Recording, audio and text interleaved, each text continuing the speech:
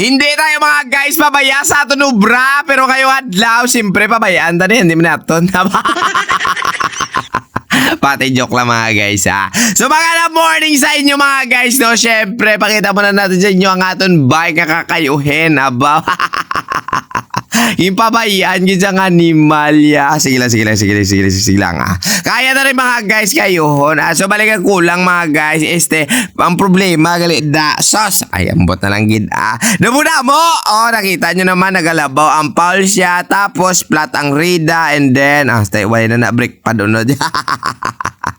So bali yung gagawin natin mga guys, magbabaklas tayo, no? Huhukasin natin lahat na mga pwede hukasin kag lilimpyuan. Wow, ganado si Maninoy ninyo sa paglimpyo. Ay man, may kwarta naman ta karon.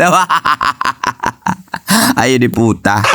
Gago! Sige na mga guys, no, susugudan na natin, no, kailangan muna natin palusin ang kanyang mga gulong-gulong, no, harap likod mga guys, tapos check up punta lang iyang dispa daw, kay do kita ko daw wala, naging man unod, sos pinabayaan talaga ni Idol Bla, haba. Sobrang gamit, hindi baylo-baylo, man, haba, dyo tayo maguba. Kung nga mo mga guys, magamit ang inyong hydraulic brakes, kailangan talaga lalatawin nyo palagi ang mga dispad kasi pag gumawa na yung piston, sigurado pagkasunod mo na nga ilis na dispad mo, sigurado mag-dragging na, hindi na yung maganda ang play ng piston niya kapag mahiguan ang gilid o magasgasan. Mamate kasi ako na rin ay ambot na lang gidado, permi ka lang yung alinga nga. Wow! At dahil nga na mga guys, nakita nyo kagina nga ang prehab ni Idol, nagakatal no, pag inambal mong katal, nagaangat siya, nagaguwa ang iyang nga mga pulse mga guys, hindi yan masyado na plastar, lantawa nagkalabungi-bungi na bot lang gid kailangan natin na mamaya gani, no, kung pwede man lang gani, ihaboy ko na lang. Hindi lang So ayan na nga ni mga guys, matapos natin hukasin lahat ng mga biring-biring niya, siyempre pakita ko muna sa inyo nga sobrang kapal talaga mga kiki nga nagapilit-pilit da. Pero mailang nga ni mga guys, Maninoy ninyo matiisin talaga sa mga ganitong ulubrahin. Aba. So kinuha ko muna mga guys yung mga bearing na guba and then nilimpyuan natin at ito na ang kinalabasan nun.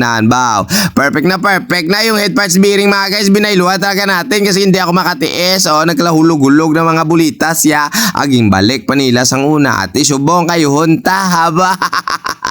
Matapos na mga guys limpyuan, syempre napakita na sa inyo, maglagay na papadanlog kag gagamit tayo ng special tools mga guys, kadalasan kasi ng mga nag-uubra pumupunta dito sa akin, pinapaayos liwat kay man karagitnet kano kag tagilid gid man gali ang takod kang bireng. Kuminsan gani ako pagani na ako pagani ang makadiscover nga ang ila gali nga mga hub nga pinaubra sa iba ay nagtutukal-tukal pa. Yo di pota.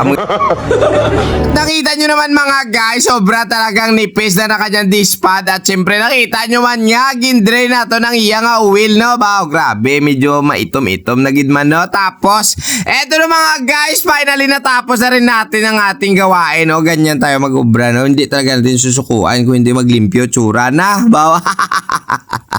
At syempre mga guys, magpapaalam na tayo sa inyo dahil ang mayari nandito na aban sa kagwapo na Johnny Pota. Ay patisting nga taglian na, basi rumambad sa blalaw-law-blaw. Ay ambot na lang gid So maraming salamat sa inyo mga guys, no? Syempre sa walang humpay na suporta sa akin sa pag-share ng ating video. Thank you so much.